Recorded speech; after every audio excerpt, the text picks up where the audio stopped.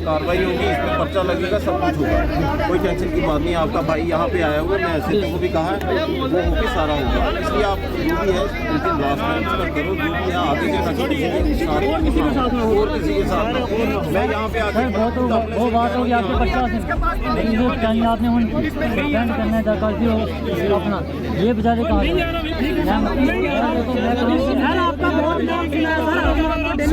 DC साहब को बुलाए यहाँ पे सर, ऐसे नहीं होगा। पहले भी हमने बड़े लिए लेकिन कुछ नहीं हुआ। इससे पहले भी साहब आए हुए यार, अभी लगेगा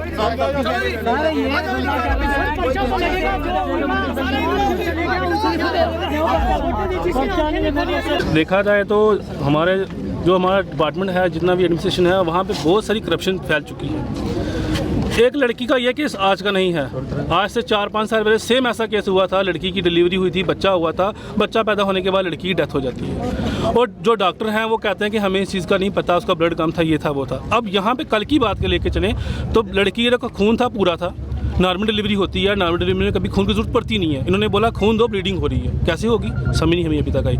उसके बाद आधे घंटे के अंदर उन्होंने 2 बोतलें मांगी, दोनों बोतलें आधे घंटे के अंदर लग गई। पॉसिबल ही नहीं है। ग्लूकोज की बोतल लगाते हैं, उसको कम से कम फर्स्ट बोतल को तकरीबन 2 से 2.5 घंटे लग जाते हैं और 1-2 खून की बोतलें वो आधे घंटे में लग जाती हैं। और उसके बाद में वेंटिलेटर पर लगा देते हैं, बोलते हैं जी बंदा डेड हो गया। कैसे डेड हो गया? ना तो यहाँ ना कभी जीएमसी की तरफ से कोई डॉक्टर अभी तक हमारे पास आए हैं। और सबसे बड़ी बात, यहाँ पे जो काला बाजारी चल रही है, चोर बाजारी चल रही है, वो डिपार्टमेंट सभी को पता है। एडिशनल डीएसपी को पता है पुलिस में क्या हो रहा है, एसपी को पता है पुलिस डिपार्टमेंट में क्या हो रहा है, डीसी को पता है हर डिपार्टमेंट में क्या हो रहा है, हॉस्पिटल में क्या हो रहा है। अब हॉस्पिटल का डॉक्टर है, उसके पास जब बंदा लेके जाते हैं वो बोलते हैं मेरी क्लिनिक में आ जाओ, मेरी क्लिनिक में आ जाओ। अब उनका लाइसेंस क्यों नहीं रद्द कर रहे? सरेआम आपको पता है कौन कौन से डॉक्टर हैं जो हॉस्पिटल में भी हैं और यहाँ भी हैं, दोनों तरफ से भी रोटियां सेक रहे हैं। वहाँ अपनी हाजिरी लगाते हैं, अब बायोमेट्रिक हो जाती है, शक्ल दिखा के हम आ जाते हैं। जब हॉस्पिटल में ढूंढो बोलते हैं जी क्लिनिक में जाओ।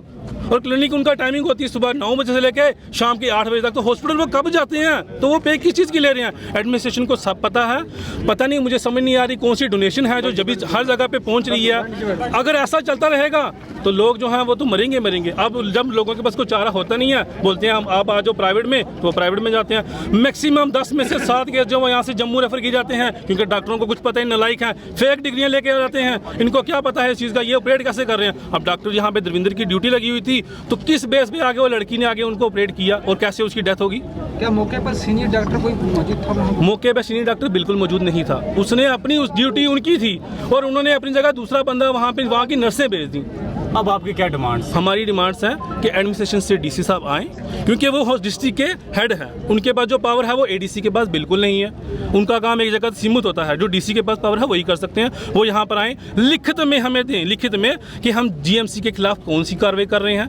जितने भी डॉक्टर हैं जिन्होंने प्राइवेट क्लिनिकें खोल के रखी हैं उस पर एक्शन लेंगे या नहीं लेंगे? नहीं लेंगे तो क्यों नहीं लेंगे, और लेंगे तो कब तक लेंगे? इस चीज़ का हमें जवाब दें। और जिसकी मौजूदगी में जिस डॉक्टर देविंदर रैना का यह केस था, उन्होंने इस चीज़ को नहीं टैकल किया, अब उनके खिलाफ क्या एक्शन लोगे? और जो परिवार मरा है उस बच्चे की अभी 24 घंटे भी उसकी अभी आयु नहीं हुई है, उसकी देखभाल कौन करेगा?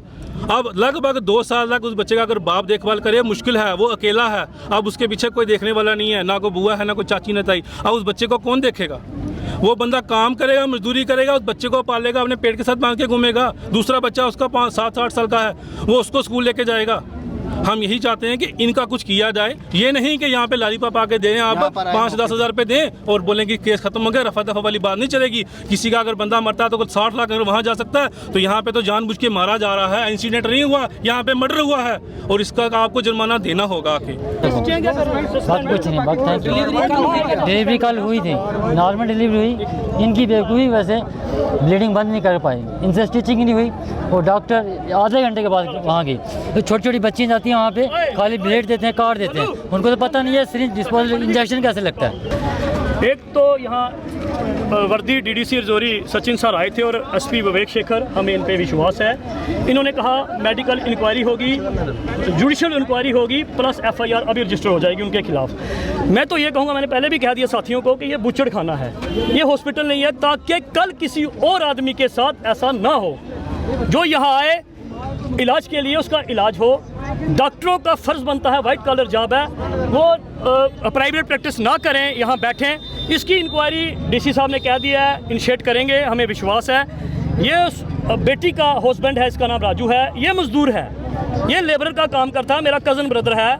और एक दो बच्चे हैं, एक दिन का है अभी, एक कुछ घंटों का, और एक 8 साल का। आप उसका क्लिप ले लें, वो क्रिमेशन कर रहा है अपनी माँ की। हालत देख लें आप साथियों में से जो बच्चे वाले लोग हैं, जिनके अगर बच्चे हैं, कलेजा फट जाता है हमारे देख के। यहाँ सियासत नहीं है, यहाँ पॉलिटिक्स नहीं करने देंगे, नहीं होगी। इस लड़के के साथ, इस बाइक के साथ, इन लोगों के साथ इंसाफ होना चाहिए, इन घर वालों के साथ इंसाफ होना चाहिए, और बाकी लोगों के साथ इंसाफ होना चाहिए कि जो दूर दराज इलाका से आते हैं, हमारा ग्राउंड से भी ताल्लुक है, वहाँ के भी लोग जब यहाँ आते हैं और हमें शिकायत करते हैं कि हमारी ये हालत है, यहाँ ये हालत है। इसको गवर्नर एडमिनिस्ट्रेशन से अपील है, वर्दी डीडीसी रजौरी से अपील है, इसको दुरुस्त किया जाए, डॉक्टर के खिलाफ एक्शन लिया जाए। जो लोग इसमें मुलव्वस हैं, इस बेटी के कत्ल में, उनका मर्डर का केस रजिस्टर किया जाए। बहुत बहुत शुक्रिया जी।